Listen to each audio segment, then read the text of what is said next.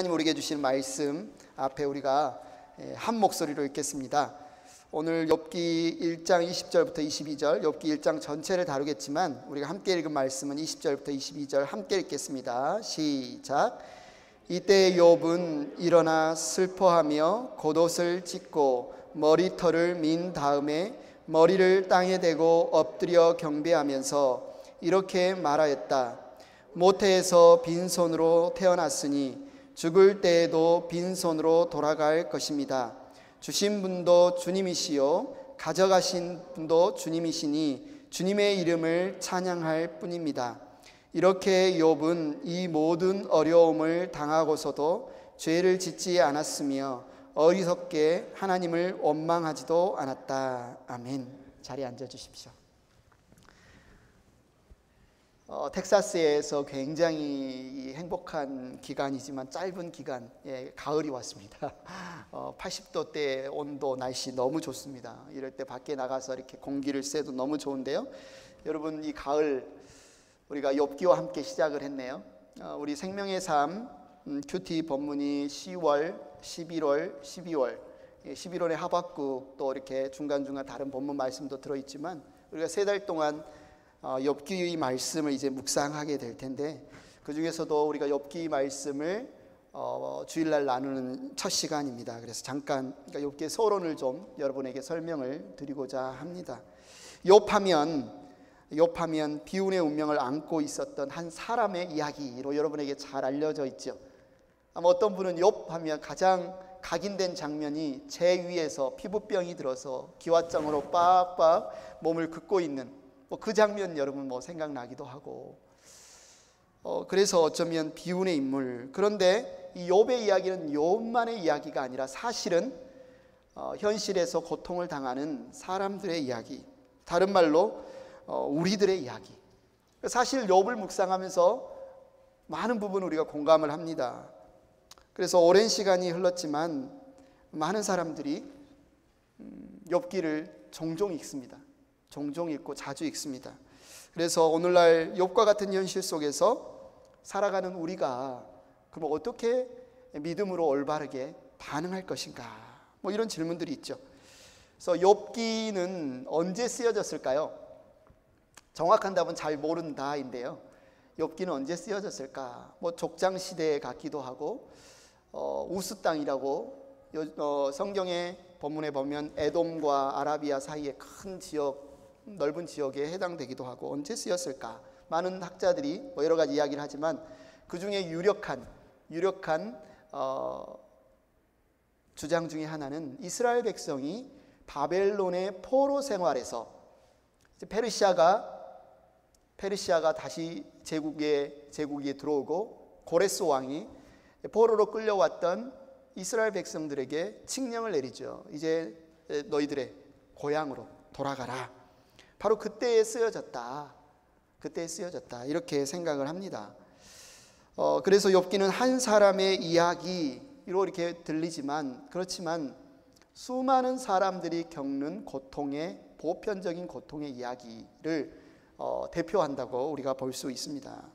그래서 이스라엘이 바벨론의 포로 생활에서 이 욥기를 묵상하면서 자신의 삶의 고난의 이유와 믿음의 부분에 있어서 깊이 묵상하기도 하고, 그 이후에 수많은 사람들이 인생을 살아가면서 겪는 고난의 이유, 왜 우리가 고난을 겪는가, 이 고난에 대해서 우리는 어떻게 반응할 것인가, 수많은 질문들을 던지는 본문이기도 합니다.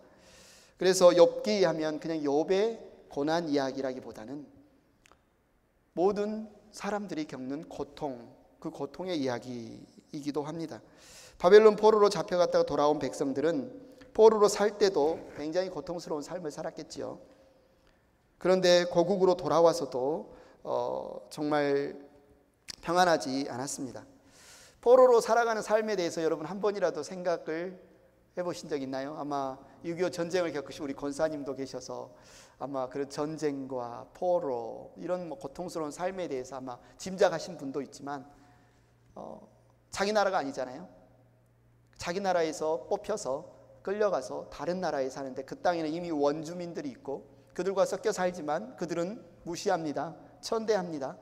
그런데 그곳이 자기 나라 땅도 아닌데 언제 우리 고향으로 돌아갈 수 있을까? 알 수도 없습니다.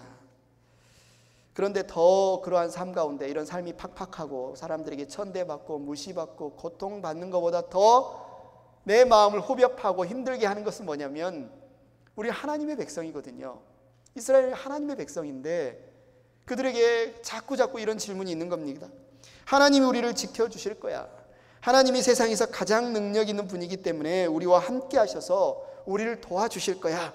이렇게 믿었는데 현실은 어떻게 되었습니까? 현실은 나라가 망했어요. 포로로 끌려갔습니다. 하나님이 이 전쟁에서 신들의 싸움에서 패배한 것처럼 보입니다. 심지어 하나님이 우리에게 무관심하고 우리에게 화나 있고 우리를 버리신 것처럼 느껴지기도 합니다.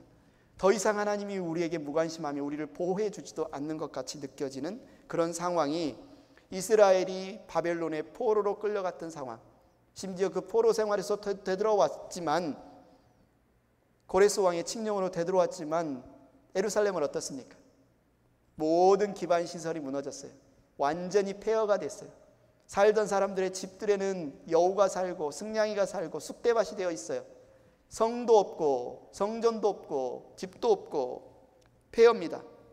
그러나 돌아와서 시작하는 일이 다시 물길을 내고 우물을 파고 다시 돌들을 치우고 다시 성전을 세우고 성벽을 세우고 너무너무 일도 해야 되고 주변에서는 또 그들을 쳐들어와서 괴롭히고 빼앗아가는 사람들도 있고 너무너무 힘든 상황인 거죠.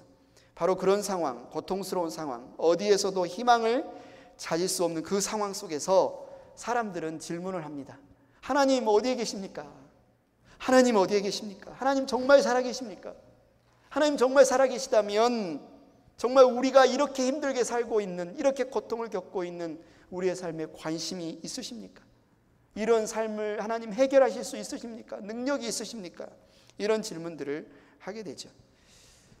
그런 이스라엘 백성들, 하나님의 사람들의 어쩌면 대표격으로 오늘 욥의 이야기가 등장합니다. 그래서 어쩌면 욥의 이야기는 욥 단 한 사람이 개인적으로 겪었던 이야기일 수 있지만 모든 하나님의 사람들이 보편적으로 겪는 고통의 경험의 이야기다.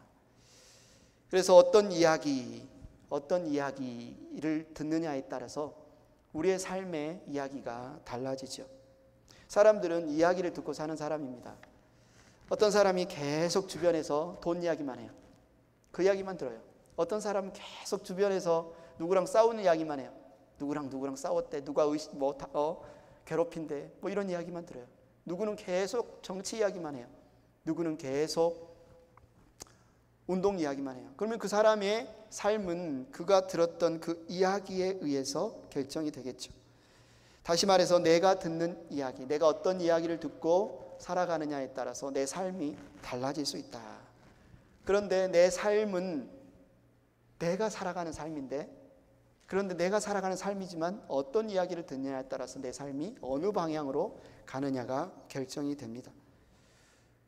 욥은 인생의 고난을 겪는 사람들에게 자신의 고난 가운데서 어떤 방향으로 가야 되는지, 어떤 삶을 살아야 되는지에 굉장히 중요한 이야기죠. 그래서 많은 사람이 고통을 겪을 때 시편의 말씀을 읽기도 하지만 이 욥기의 말씀을 종종 자주 읽으면서 길을 찾아갑니다.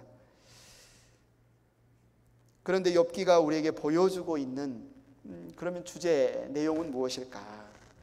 욥기는 우리에게 그동안 너무나 당연하게 생각했던 삶이, 우리가 당연하게 누리고 당연하다고, 내일은 또 내일의 태양이 떠오르고 우리가 딛고 서 있는 땅은 늘 그 땅이라고 생각했던, 어쩌면 그 당연했던 삶이 무너지는 경험, 그 경험을 간접적으로 하게 해줍니다. 우리도 그런 경험이 있죠.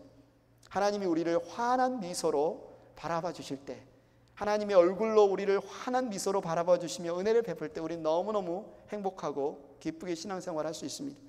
그런데 어느 날 갑자기 하나님의 얼굴이 화가 난 것처럼 보여요. 화가 나신 것 같아요. 그 순간 우리에게는 고통이 다가옵니다.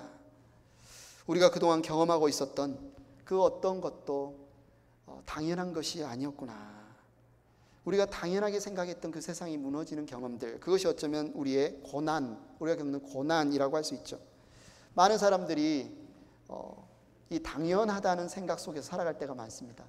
특히 이제 한국의 남자들, 아내가 아침밥을 차려주는 것은 당연하다, 뭐 이렇게 생각할 수 있어요. 늘 차려줬으니까. 근데 어느 날 아내가 아침밥을 안 차려줘요. 당연히 아내가 밥을 차려줘야 되는지 밥을 안 차려주지? 안 차려주니까 이제 뭐예요? 화가 나는 거예요. 밥 어딨어? 밥 차려줘. 왜 밥 안 차려줘? 무엇이든 당연하게 여기는 사람에게는 인생이 황량합니다. 행복한 유스 친구들에게도 질문을 하고 싶어요.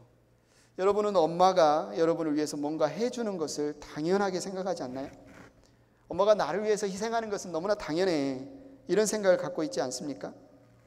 그런데 그렇게 모든 것을 당연하게 생각하는 사람들에게는 뭐가 없어요?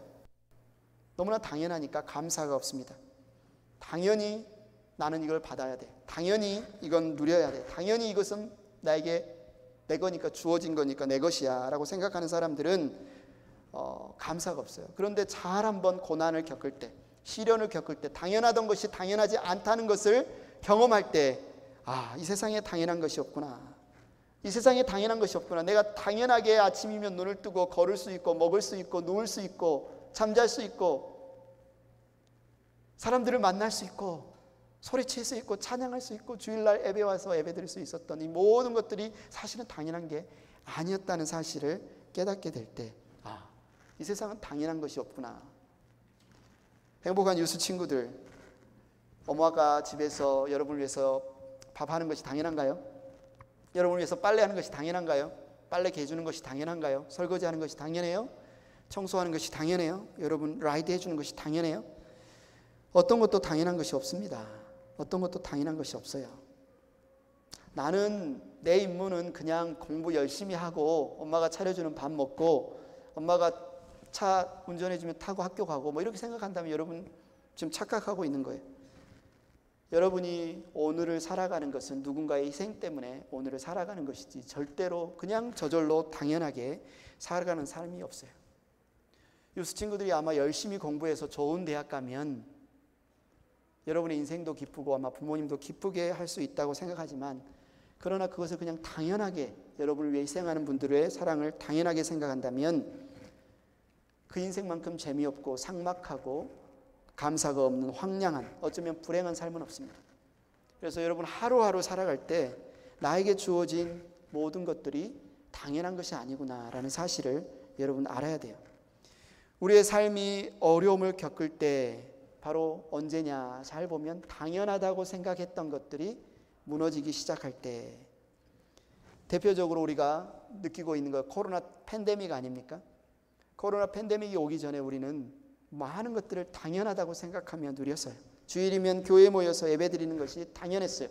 예배 끝나면 3시 반, 4시가 되면 맛있는 식사 교제가 준비되어져 있고 우리가 둘러앉아서 서로 얼굴을 마주대하고 식사 교제 나누는 것을 당연하다고 생각했어요. 형제 자매의 손을 잡고 잘 지냈냐고 반갑다고 인사하고 대화 나누는 것이 당연했어요. 그런데 어떻습니까? 그것이 당연한 것이었나요? 코로나 팬데믹 때문에 우리가 마스크로 얼굴을 가리고 거리 두기를 하고 같이 음식을 나누지 못하는 이 상황을 보니까 그게 당연한 것이 아니었구나. 우리가 예배당에 모여서 예배 드리는 것이 당연한 것이 아니었고 우리가 서로 식사교제 나누는 것이 당연한 것이 아니었고 그건 하나님의 은혜였구나, 복이었구나, 정말 감사함으로 우리가 받을 것이었구나, 이 사실을 우리가 알게 되죠. 바로 이 당연하게 여겨졌던 세상이 무너지는 것, 그것이 바로 욥이 오늘 경험하고 있는 고난의 모습입니다. 어쩌면 때때로 우리가 경험하는 고통스러운 상황의 모습이죠. 좀 전에도 말했지만 그러나 하나님의 백성들에게 고통이 더 힘들게, 더 고통스럽게 다가오는 이유는 바로 오늘 욥이 대표적으로 그 모습을 보여주고 있는데요. 만약에 내가 죄를 저질러서, 죄를 범해서 잘못을 저질러서 그 대가로 징계를 받고 벌을 받는다면 이해가 되죠. 왜? 내가 잘못을 했으니까. 그런데 내가 하나님을 온전히 경외하고 신실하게 하나님께 예배하고 섬겼는데, 그 대표적인 인물이 오늘 욥, 그는 흠이 없고 정직하고 하나님을 경외하며 악에서 떠난 자들아, 사탄 앞에서도 하나님께서 당당하게 이런 이런 인물을 본 적이 있느냐? 욥 같은 사람이 이 세상에 없다. 칭찬할 정도로 신실하게 살았던 인물에게 왜 이런 고통이 닥칠 것인가? 왜 이런 어려움이 찾아왔을까? 그가 누리고 있었던 복받은 삶, 어쩌면 당연하게 누리는 삶이 왜 흔들리고 왜 무너졌을까? 당사자에게는 너무너무 힘든 일이죠. 너무너무 고통스럽고 혼란스럽고, 하나님 그 이유가 뭡니까? 질문할 수밖에 없는 그런 이유가 됩니다. 그래서 욥, 영어로는 job이라고 하는데, 이 원래 세머에서 온 그 어원을 살펴보면 그 뜻이 뭐냐면 하늘 아버지는 어디에 계십니까? 이게 이름의 뜻이에요. 하늘 아버지는 어디에 계십니까? 아마 욥이라는 이름 자체에 이미 욥기의 주제가 담겨 있어요. 질문이죠. 인생의 질문이에요. 하늘 아버지 어디에 계십니까? 하늘 아버지 어디에 계십니까? 바로 그게 욥이라는 뜻인데요. 어쩌면 우리의 매일매일의 인생이 질문의 연속일 수 있어요. 하나님 어디로 가야 합니까? 하나님 어떻게 해야 합니까? 하나님 어디에 계십니까? 하나님 응답해 주십시오. 하나님 왜 이런 어려움이 닥쳤습니까? 인생은 어쩌면 늘 물음표일 수 있는데, 우리가 이제 욥기를 묵상하기를 시작했습니다. 매일매일 큐티하면서 또 매주 이 말씀을 묵상하면서 우리가 그 대답을 듣기를 원합니다. 오늘 본문의 앞절에 보면 1절부터 5절 사이에 욥은 하나님을 경외하며 복을 받는 사람이었다. 이 사실을 명백하게 우리에게 설명해 주고 있습니다. 여러분 그런 상상을 한번 해봤나요? 아마 상상도 싫어할 수 있어요. 내가 욥과 같은 상황이었다면, 내가 욥과 같은 고통이 겪는다면 나는 어떻게 할까? 나는 어떻게 반응할까? 정말 욥처럼 원망하지도 않고, 주신 이도 하나님이시고 가져가신 이도 하나님이시니 주님만 찬양할지라라고 하면서 그렇게 하나님 앞에 죄도 범하지 않고 원망하지 않을 수 있을까? 뭐 이런 질문 아마 여러분도 한번 던져보신 적이 있을 것 같아요. 성경에 보면 많은 인물들이 나옵니다. 수많은 인물들이 나오지만 이 욥을 설명하는, 한 인물에 대한 욥을 설명하는 표현처럼 정말 대단하게 칭찬하는 그런 인물들이 많지 않아요. 그런 인물들이 많지 않아요. 믿음의 조상 아브라함조차도 그래요. 근데 욥을 보세요. 1장 1절에 우스라는 곳에 욥이라는 사람이 살고 있었다. 그는 흠이 없고 정직하였으며 하나님을 경외하며 악을 멀리하는 사람이었다. 마치 우리와는 전혀 딴 세상에 사는 인물처럼 보여져요. 마치 죄도 없는 사람인가? 그렇게 생각할 정도로 보여져요. 그러나 이 표현들을 잘 보면 그런 것은 아닙니다. 여기서 가장 욥에 대한 설명의 중요한 표현은 하나님을 경외하는 자였다. 하나님을 경외하는 자였다라는 표현이죠. 하나님을 경외함에 대해서는 지난주 우리가 설교 말씀을 통해서 경건함에 이르기를 힘쓰는 삶이라고 그랬죠. 하나님 앞에 늘 서서 하나님을 바라보며 하나님 앞에 겸손히 서서 하나님을 인식하며 살아가는 삶을 우리가 경건에 이르는 삶, 경건한 삶이라고 한다면, 욥은 그의 시선이 해바라기처럼 늘 하나님께 고정되어 있었다는 거죠. 사람이 있을 때나 사람이 없을 때나 그는 하나님이 나를 보고 계시고 하나님 앞에 범죄하지 않기 위해서 그는 겸손하게 신중하게 살았던 삶입니다. 그 삶의 결과가 그가 사람들 앞에, 한글 성경으로는 흠이 없고 이렇게 말했고, 개역개정 성경에서는 온전하며, 영어 성경에 보니까 blameless, 책망할 것이 없는, 비난할 것이 없는 삶을 살았다. 그는 겉으로만 사람들에게 의로운 척, 정직한 척 살았던 게 아니라 그냥 하나님 앞에서 하나님을 경외하며 살았기 때문에 그의 삶의 모습이 정직하고 흠이 없고 악에서 멀리 떠난 모습이 나왔다는 거죠. 한국에서 예전부터 오복이라는 게 있습니다. 오복, 5가지 복이죠. 오복 여러분 생각나십니까? 한자로 먼저 수, 오래 사는 것, 장수하는 것. 두 번째 복이 부, 물질적인 부를 누리는 것. 장수하는 것, 물질적인 부를 누리는 것. 세 번째가 강령, 건강하게 사는 것. 네 번째가 유호덕. 저 사람은 돈도 많고 몸도 건강한데 되게 이기적이고 되게 참 인간 말종, 이런 소리를 들으면 안 되잖아요. 그래서 덕 있는 사람이라고 듣는 것, 유호덕. 덕이 있다라고 칭송을 받는 것. 마지막 고종명, 자기에게 주어진 천수, 자신의 수명을 다 하면서 무슨 객사하거나 사고 사지 않고 자신에게 주어진 수명을 다 하며 살되 마지막 갈 때 깨끗하게 죽는 것. 어려움 없이 정말 깨끗하게 죽는 것. 이것을 한국 유교나 한국 조상님들은 오복이라고 불렀어요. 오복. 그런데 유대인들 역시 정말 하나님께 복받은 사람이야, 이 사람은 정말 하나님께 복받은 사람이야 라고 볼 수 있는 네 가지 표징들이 있었다는 거죠. 사람들은 되게 비슷해요. 유대인들도 첫째는 가족이 평안해야 한다. 가족이 평안해야 된다. 그 가족 안에 샬롬, 평안이 있어야 된다. 그래서 가족이 평안하려면 아들, 딸을 잘 낳고 잘 길러야 된다. 이게 그들의 복의 첫 번째 조건이었고요. 둘째로는 또 가족이 평안하고 잘 살려면 너무 가난해도 안 된다. 그래서 어느 정도 물질적인 부요함이 있어야 된다. 두 번째는 그 부고요. 세 번째는 명예로워야 된다. 유호독과 비슷하죠. 사람들에게 덕스러운 명예, 사람들의 칭송을 받을 수 있는 명예가 있어야 된다. 마지막으로 이런 가족, 부, 명예, 이것을 가능하게 하는 근본은 뭐다? 오늘 욥기의 욥에 대한 설명처럼 하나님에 대한 경건함이 있어야 된다. 하나님을 경외함이 있어야 된다. 이것을 유대인들이, 이스라엘 사람들이 복받은 사람의 어떤 조건, 복받은 사람의 모습, 표징으로 생각을 했어요. 그래서 오늘 1장, 욥기 1장 1절부터 5절까지 보면 그 대표적인 이 기준에 욥이 다 해당이 됩니다. 1장 2절에 보니까 욥이 가족의 복을 받았어요. 그에게는 아들 7과 딸 3이 있었어요. 이상하죠? 왜 아들은 7이고 딸은 3일까요? 아들 5, 딸 5, 그럼 더 좋을 텐데. 왜 그럴까요? 성경의 숫자는 상징을 갖고 있습니다. 성경에서 이 7이라는 숫자는 어떤 숫자예요? 완전수죠. 왜 완전수냐면 우리가 삼위일체 하나님 하면서 3이라는 숫자는 신적인 숫자로 하늘을 나타내고요. 4는 뭐예요? 동서남북, 이 땅을 나타냅니다. 그러니까 하늘과 4를 더한 숫자가 7이죠. 3과 4를 더한 숫자가 7. 그리고 하늘과 땅을 곱한 숫자가 12. 그죠? 3, 4, 12죠. 그래서 7이라는 숫자는 성경에서 충만함, 완전함, 그러니까 자녀에 있어서 완전한 복을 받은 것을 아들이 7이고 딸이 3이다. 이렇게 지금 설명해서 보여주고 있는 거죠. 한마디로 욥은 가족의 복을 받은 사람이었고, 욥은 또한 3절에 보니까 물질의 복을 받았어요. 여기에서도 그가 가진 재산, 양떼 몇 마리예요? 6,000마리일 수도 있는데 7,000마리예요. 그죠? 7,000마리. 낙타가 2,000마리일 수도 있는 몇 마리예요? 3,000마리.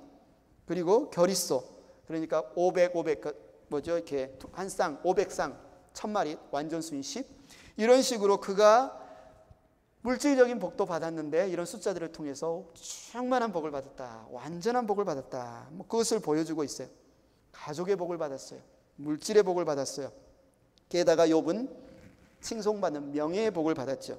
3절 후반부에 보니까 우리 세번역 성경에서는 그는 동방에서 으뜸 가는 부자였다 이렇게 해석을 했는데, 개역개정 성경에서는 이 사람은 동방 사람 중에 가장 훌륭한 자였다 이렇게 번역하고 있고, ESV 영어 성경에서 보니까 This man was the greatest of the people of the east. 그러니까 동편에서 가장 큰 사람. 그러니까 한마디로 욥하면 사람들이 이렇게 알아주는 그런 명예가 있었다는 거죠. 가족의 복을 받았어요. 물질의 복을 받았어요. 명예의 복을 받았어요. 네 번째, 욥은 경건함의 복을 받았어요. 4절 5절을 보십시오. 그가 얼마나 하나님 앞에 경건한 삶을 살았는지 예를 들고 있는데요.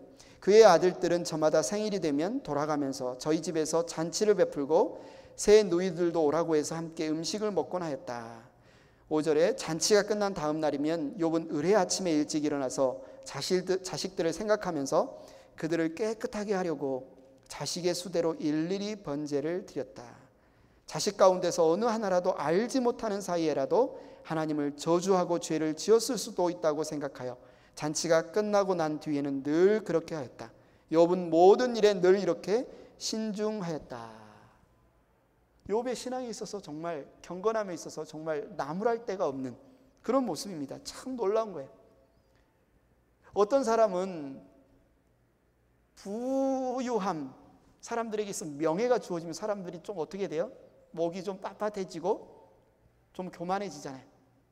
보통 그러잖아요. 다른 사람들을 무시하기도 하고 거만해지기도 합니다. 그런데 욥은 어떻습니까? 그런 복을 받았는데도 불구하고 경건함을 잃지 않았다.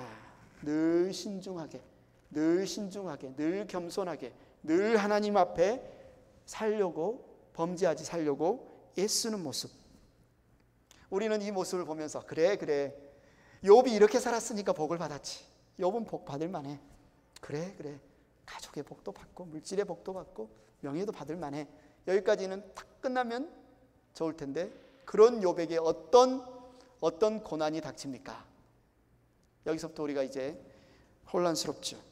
그래서 오늘 1장 6절부터 12절에 보면 하나님이 욥이 고난받는 것을 허락하시는 장면이 나옵니다. 장면이 땅에서 하늘로 딱 바뀌죠. 보니까 1장 6절에 하루는 하나님의 아들들, 천사들에 대한 다른 표현입니다. 하나님의 아들들이 와서 주님 앞에 섰는데 사탄도 그들과 함께 서 있었다. 우리가 사극에서 보면 왕이 딱 왕자에 앉아 있고 그 좌우에 대신들이 쭉 서서 어전 회의를 하는 것 같은 그런 모습이 지금 하늘나라 하나님의 보좌 앞에 서 있습니다. 근데 그 자리에 놀라운 표현이 있어요. 천사들이만 서 있으면 이해가 되는데 지금 누가 와서 서 있어요? 사탄이 와서 그 옆에 딱 서 있어요. 우리는 사탄 하면 마귀, 악마, 이쪽에 가라, 물리쳐라, 막 이런 어떤 모습인데 오늘 욥기의 본문에서는 어떻게 된 일인지 사탄이 딱 마치 하나님의 신하처럼 그 앞에 서 있는 것을 볼 수 있어요. 우리는 여기서 무엇을 봐야 되냐면 사탄에게 주목할 것이 아닙니다. 어떻게 사탄이 여기 올 수 있을까? 사탄이 왔네가 아니라 하나님이 누구신가를 명확하게 보여주는 그림이라고 볼 수 있어요. 하나님은 온 세상의 주관자이십니다. 심지어 사탄마저도 그분의 명령, 허락이 주어지지 않고서는 일할 수 없는 이 땅의 모든 일들을 주관하시는 권세자가, 주권자가 바로 하나님이시다. 이 사실에 우리가 주목을 해야 되겠죠. 하나님이 사탄에게 먼저 말을 건넵니다. 주님께서 사탄에게 어디를 갔다가 오는 길이냐 하고 물으셨다. 7절에 사탄은 주님께 땅을 이리저리 돌아다니다 오는 길입니다 하고 대답하였다. 우리 집에서 놀다 왔는데요, 한숨 자다 왔는데요, 그러는 것이 아니라 사탄이 뭐라고 말해요? 이리저리 온 세상을 두루 다니다 왔습니다. 얼마나 부지런한지 몰라요. 얼마나 부지런해요. 사탄이 사탄 노릇하기 위해서 대충 그냥 놀면서 하는 게 아니에요. 이리저리 온 세상에서 그런 말도 있죠. 사탄이 악마가 우는 사자처럼 두루 삼킬 자를 찾는다라는 표현에 신약 성경에도 나오는 것처럼 정말 사탄이 부지런합니다. 무엇을 위해서요? 사람들을 참소하기 위해서, 넘어뜨리기 위해서, 비난하기 위해서, 큰 악으로 유혹하기 위해서 사탄이 얼마나 부지런한지 몰라요. 얼마나 열심이고 얼마나 성실한지 몰라요. 사탄이 이렇게 열심이라면 우리가 선한 삶을 살기 위해서 어떻게 해야 될까요? 그냥 좀 대충 쉬엄쉬엄 하면서 사탄이 유혹하려는 그 사람들을, 사탄이 악을 행하려고 끊임없이 유혹하려는 그 사람들 앞에서 우리가 선을 행할 수 있을까? 우리가 한번 생각을 해야 합니다. 우리 내면 아래는 로마서에도 나오는 것처럼 육체의 욕망과 하나님을 믿는 사람들에게는 성령의 소욕이 늘 있죠. 성과 악이 우리 안에 공존하는 것을 볼 수 있습니다. 그래서 아무리 보통 인간들이 아무리 악한 사람이라 해도 그 사람 마음 가운데 선한 구석이 있고, 아무리 선한 사람이라고 해도 완전한 선의는 없어요. 악한 본성이 남아있는 것을 볼 수 있습니다. 사탄은 끊임없이 사람들에게 거짓말을 하고 참소를 하고 유혹을 해서 그 사람들 안에 있는 무엇을 이끌어내려고 합니까? 악한 본성, 죄의 본성. 그래서 죄를 짓도록 하나님을 대적하고 하나님을 비난하고, 아담과 하와에게 그랬던 것처럼 하나님의 말씀이 진짜야? 하나님이 정말 그렇게 말씀하셨어? 의심해봐. 아니야. 하나님 속이시는 거야. 너에게 안 주려고. 너도 선악을 알게 하는 실과를 먹으면 하나님처럼 눈이 밝아져서 그렇게 될 거야. 끊임없이 그 사람들 안에 있는 악을 불러내려고 애를 쓰지요. 우리가 인생을 살아갈 때 우리가 혼자 사는 사람들이 아니고 우리가 많은 사람들을 만나면서 가정에서나 교회에서나 일터에서 많은 사람들을 만나면서 살아가는 우리의 인간관계에서 우리가 잘 산다, 인생을 참 잘 살았다 하는 것을 어떻게 우리가 알 수 있을까요?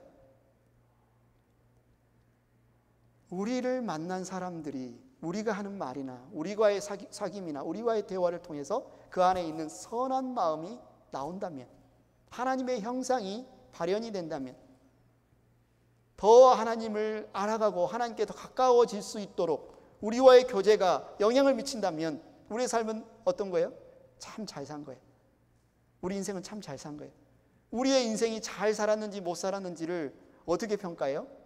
우리와 함께하는 사람들이 잘 살면, 우리와 함께하는 사람들이 그 안에서 선한 성품이 흘러나오고 하나님의 형상을 닮아가고 하나님께 가까워질 수 있도록 우리를 만나서 되면 우리 인생은 뭐예요?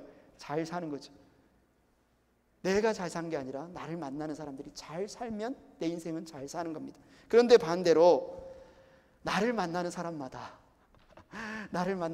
그 안에 있는 악한 욕망이 더 흘러나오고 다툼이 흘러나오고 그 안에 있는 죄의 본성이 나와서 하나님과 멀어지고 싸우고 다툰다면 내가 망가진 게 아니라 그 사람이 망가지는 거지만 사실은 내가 잘 사는 겁니까?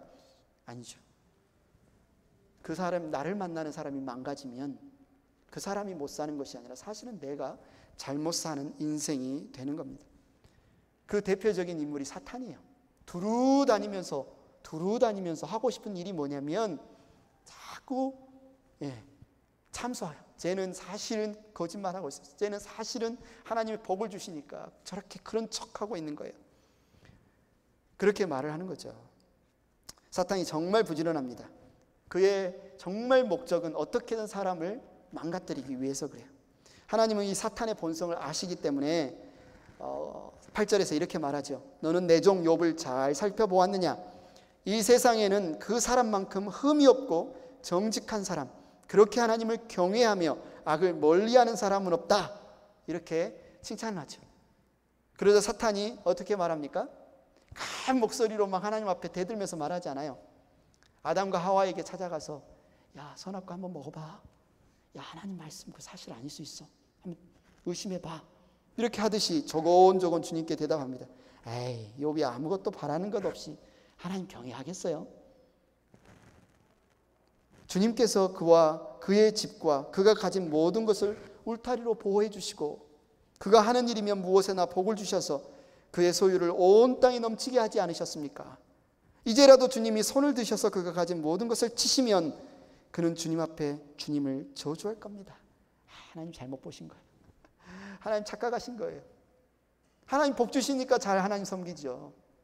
하나님 은혜 주시니까 하나님 기뻐하며 섬기죠. 그거 빼앗아가 보십시오. 그거 쳐보십시오.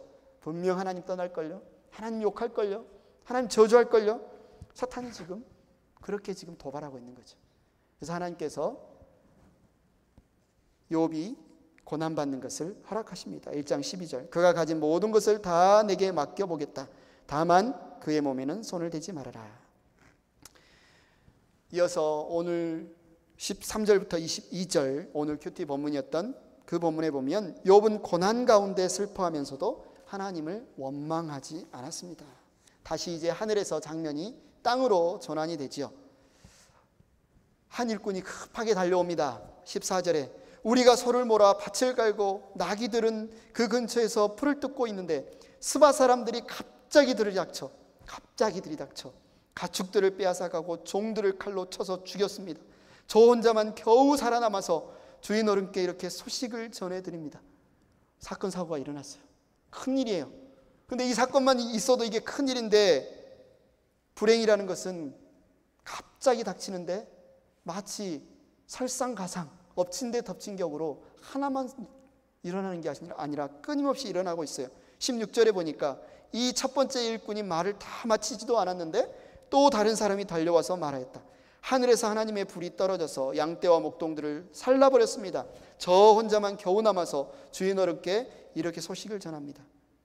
가축들을 다 낙타서 빼앗아 버렸어요. 양떼도 빼앗겨 버렸어요. 그들을 치는 종들도 죽어버렸어요. 이 일꾼이 아직 말을 다 마치지도 않았는데 또 다른 사람이 달려와서 말하였다. 갈대아 사람 세 무리가 갑자기 낙타떼에게 달려들어서 모두 끌어가고 종들을 칼로 쳐서 죽였습니다. 저 혼자만 겨우 살아남아서 주인 어른께 이렇게 소식을 전해드립니다. 이 사람이 말을 다 마치지도 않았는데 또 다른 사람이 달려와서 말하였다. 주인 어른의 아드님과 따님들이 큰 아드님 댁에서 한창 음식을 먹으며 포도주를 마시는데 갑자기 광야에서 강풍이 불어와서 그 집 네 모퉁이를 내리쳤고 집이 무너졌습니다. 그때 젊은 사람들이 그 속에 깔려서 모두 죽었습니다. 저 혼자만 겨우 살아남아서 주인 어른께 이렇게 소식을 전해드립니다. 정신 차릴 틈도 없이 갑자기 불행이, 고난이, 시련이 닥치는데 꼬리에 꼬리를 물고 이어 닥치고 있습니다. 너무나 고통스럽죠. 너무나 고통스럽죠. 그런데 하나님을 모르는 사람이라면 그 나쁜 도적대들, 그 나쁜 재수 온 붙었네라고 그냥 원망하며 하늘을 원망하며 사람들을 원망하며 끝내겠지만 욥은 어떤 사람입니까? 늘 신중하게, 늘 겸손하게, 늘 하나님을 해바라기처럼 바라며 하나님이 주신 분이시오, 하나님이 가져가신 분이시오라고 생각하는 그에게 있어서 하나님 앞에 하나님을 바라보면 늘 환한 얼굴로 그에게 은혜와 자비로 대하셨던 그 주님께서 오늘은 웬일인지 화가 난 얼굴로 그의 재산을 치시고 그의 종을 가져가시고 심지어 그의 7 아들과 3 딸들을 다 가져가시는, 마치 나를 향해 화를 내시는 것 같은 그런 고통 속에서 욥은 어떻게 합니까? 욥은 로봇가 아니죠. 이때 욥은 일어나 슬퍼하며, 당시에 최고의 슬픔의 표현이 뭐냐면 옷을 찢는 거예요. 그리고 머리를 빡빡 깎는 겁니다. 사람이 도저히 견딜 수 없는 슬픔이 있을 때 옷을 찢고 머리를 밀었어요. 그러면서 하나님을 원망한 게 아니라 그런 슬픔을 표현하면서도 어떻게 합니까? 머리를 땅에 대고 엎드려 경배합니다. 욥이 고통을 겪었어요. 아팠을까요? 안 아팠을까요? 그런 믿음이 좋으니까 뭐 그럴 수도 있지, 주신 분도 하나님이시고 뭐 가져가신 분도 하나님이시지, 이랬을까요? 그가 아무리 믿음이 좋고 경건한 사람이라 할지라도 자기의 생때 같은 아이들, 그의 이 삶, 당연하게 여겨졌던 일상의 삶이 완전히 무너져버린 이 상황 속에서 그는 슬퍼할 수밖에 없었고, 그는 어쩌면 고통스러울 수밖에 없었고, 그래서 옷을 찢고 머리를 밀고 하나님 앞에 엎드리고 있습니다. 그런데 21절에 그러면서 그가 엎드려 하나님께 뭐라고 말합니까? 모태에서 빈손으로 태어났으니 죽을 때에도 빈손으로 돌아갈 것입니다. 주신 분도 주님이시오, 가져가신 분도 주님이시니 주님의 이름을 찬양할 뿐입니다. 쓰나미처럼 몰려드는 시련 속에서 욥은 흔들리지 않았어요. 이런 욥을 볼 때 우리는 참 대단하구나, 욥의 믿음이 부럽기도 합니다. 22절은 그런 욥에 대해서 뭐라고 설명하고 있어요? 이렇게 욥은 이 모든 어려움을 당하고서도 죄를 짓지 않았으며 어리석게 하나님을 원망하지도 않았다. 이런 욥의 모델이 우리가 고난 당할 때 바라볼 수 있는 모델이 되기를 원합니다. 정말 고난 당할 때 주신 분도 하나님이시오, 가져가신 분도 하나님이시오, 내가 태어날 때 알몸으로 태어났으니 돌아갈 때 알몸으로 돌아가는 것이 마땅하다. 하나님 앞에 찬양하며, 너무너무 슬프고 힘들지만 찬양하며 하나님 앞에 원망의 말을 하지 않는 이런 욥의 믿음 우리가 갖기를 원합니다. 그런데 우리는 참으로 연약한 인간입니다. 참으로 연약한 인간이에요. 우리가 욥기를 보면 심지어 욥도 그랬어요. 1장, 2장까지 욥과 3장부터 나오는 욥은 완전히 다른 사람처럼 보입니다. 그렇게 하나님 앞에 입으로 범죄하지 않고 하나님 앞에 찬송을 올렸던 욥, 그 욥에서 끝나버리지 않고 우리의 연약함을 아시는 주님께서 우리 안에 그 고통의 평안을 잃어버리고 인내하기 힘든 고통의 밤을 지새우는 우리를 아시는 하나님께서 3장부터 본격적으로 욥의 하나님 앞에 드리는 그 말들을 통해서 우리가 이런 고통의 순간에, 고난의 순간에 어떻게 해야 되는지, 어떻게 믿음으로 살아야 되는지 우리에게 알려주십니다.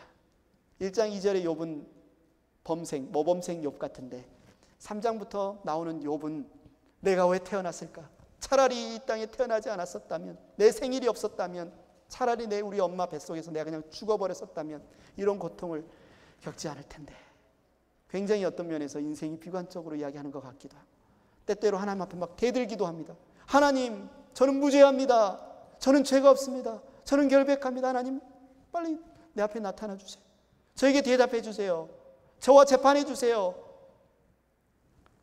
어쩌면 굉장히 불경건해 보이기도 하고, 어쩌면 굉장히 하나님 앞에 대드는 것처럼 보이는 그런 모습, 3장부터 나오는 그런 모습 안에 우리가 욥기를 통해서 하나님께서 우리에게 하시고자 하는 주제가 담겨 있어요. 많은 사람들이 1장, 2장에서 은혜 받고 마지막 하나님께서 나를 이렇게 단련하신 후에 내가 전공과 같이 하나님 앞에 나오리라. 내가 귀로만 들었더니 이제는 눈으로 하나님을 뵙습니다. 이런 믿음의 표현이 굉장히 마음에 들죠. 아주 아멘하면서 듣습니다. 그런데 3장부터 나오는 불편한 욥의 진술 반응에는 조금 우리도 불편해요.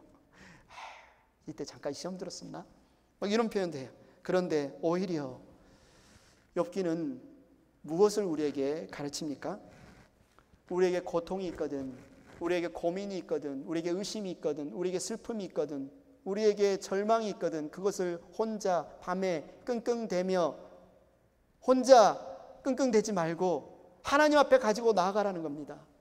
그냥 하나님 앞에는 좋은 말만 하고 하나님 찬양합니다, 하나님 예배합니다, 하나님 선합니다 이 말만 하지 말고, 사실은 내 안에서는 곪고 있는데, 사실은 내 안에서는 병들고 있는데 하나님 앞에서 선한 척, 의로운 척 그렇게만 말하지 말고 솔직하게 하나님 앞에 가지고 나아가라는 거죠.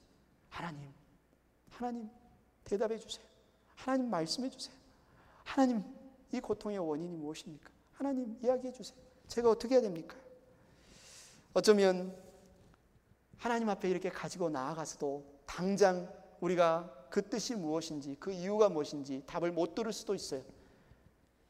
왜 이런 일을 겪었는지, 왜 지금 내가 이런 어려움을 겪고 있는지 그 답에 대해서 못 들을 수도 있어요. 그런데 우리가 이 어려움과 고난을 가지고 하나님 앞에 나아갈 때 하나님은 무엇을 보게 하십니까?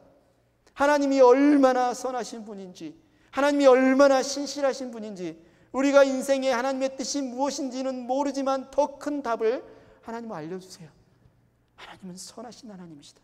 하나님은 신실하신 하나님이시다. 하나님은 나를 사랑하시고 나를 위한 놀라운 계획을 가지고 계신 하나님이시다. 그래서 오늘 당장 우리가 힘들고 고통당하는 이유는 모를지 몰라도 우리 인생의 해답은 알게 돼요. 인생의 해답은 알게 돼요. 하나님이 나를 위해 선한 길로 예비하실 것이다. 인도하실 것이다. 이끄실 것이다. 어쩌면 한치 앞을 모르는 고난 가운데 이리 발을 헛디딜까, 저리 발을 헛디딜까, 내일 닥치는 고난을 내가 어떻게 이겨낼 수 있을까? 그 답에 대한 질문에 대한 답은 우리가 얻을 수 없을지 몰라도 더 큰 답을 얻죠. 그러나 주님이 나를 붙들고 계신다. 그러나 주님이 나를 인도하고 계신다. 주님은 선하시다. 주님은 신실하시다. 바로 이 질문이, 이 답변이 욥기 전체에 나와 있습니다. 그래서 제가 오늘 이 말씀을 나누면서 여러분들에게 도전하고 권면드리는 말씀은 욥기를 읽으십시오. 욥기를 읽으십시오. 욥기를 묵상하십시오. 욥기는 읽는 사람마다 다양한 적용과 해석이 있을 수 있어요.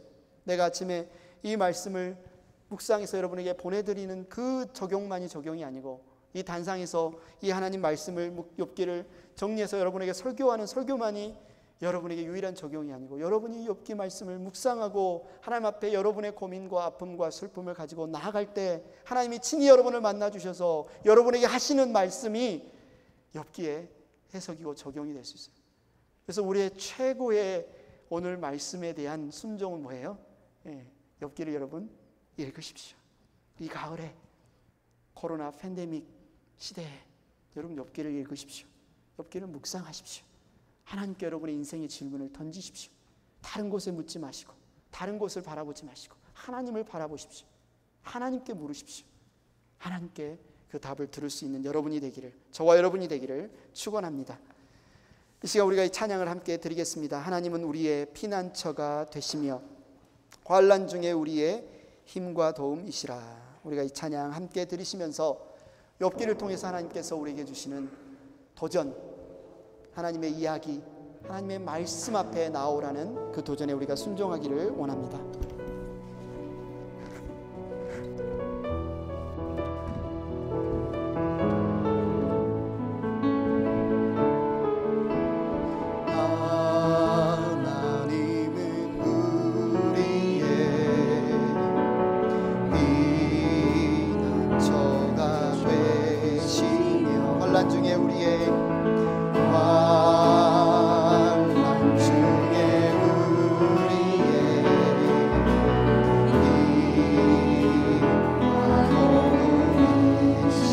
하나님은 우리의 피난처가 되시며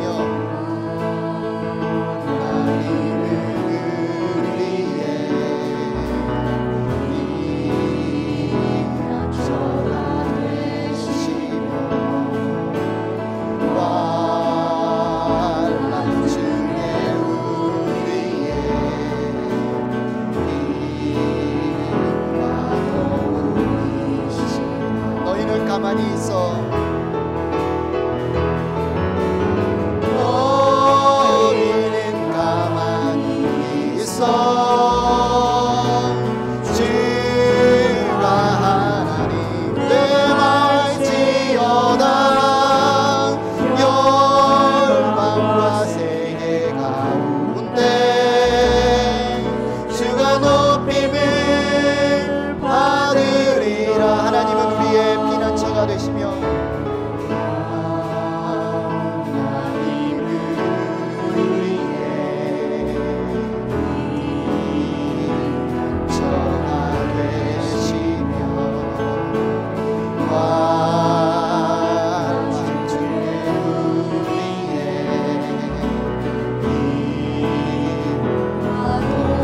사랑합니다 내 아버지.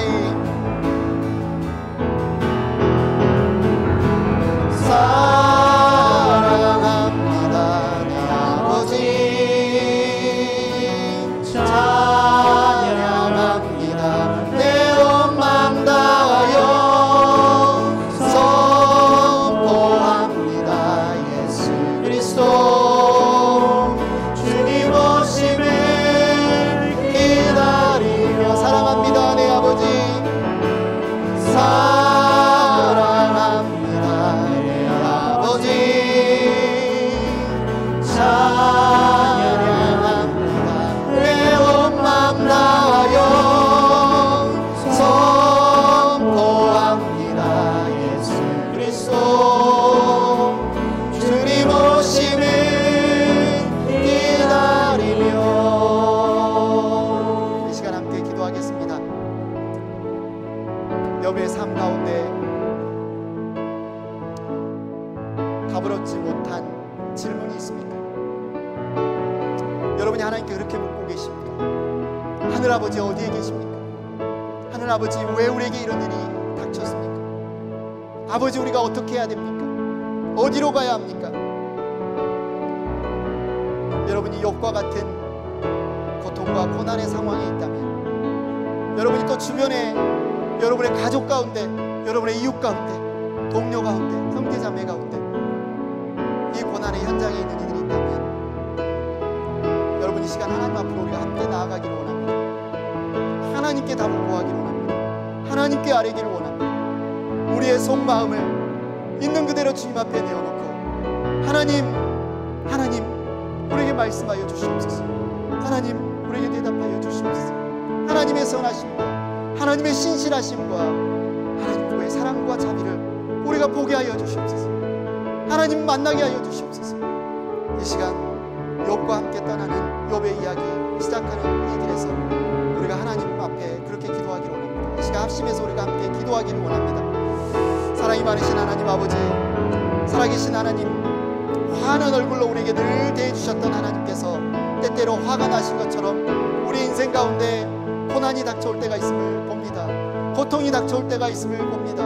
하나님, 우리가 어떻게 반응해야 하며 어떻게 대해야 할지 혼란스럽고 혼동스럽고 두려울 때가 있음을 봅니다. 하나님, 욥기의 말씀을 통하여서 우리가 하나님 앞에 나아가기를 원합니다. 하나님 앞에 외치기를 원합니다. 하나님께 부르짖기를 원합니다.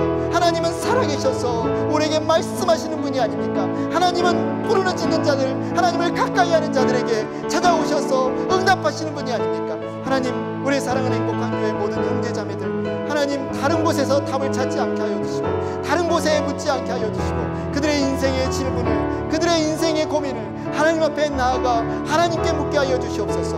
하나님께 신뢰하며 하나님을 향하여 바라보며 하나님 하루를 살아가는 이들 되게 하여 주시옵소서. 인생에서 겪는 모든 고난과 시련과 질문 앞에 하나님께서 말씀하심을 들을 수 있도록 우리가 하나님을 바라보며 우리가 하나님께 귀를 기울이며 우리가 하나님 앞에 설 수 있는 하나님을 경외하는 삶이 될 수 있도록 오늘 하루를 지켜주시옵소서. 하나님, 우리가 욥기를 읽기를 원합니다. 욥기를 듣기를 원합니다. 욥기를 통하여 말씀하시는 성령 하나님의 음성을 듣기를 원합니다. 하나님, 역사하여 주시옵소서. 감사합니다. 예수님의 이름으로 기도드렸습니다.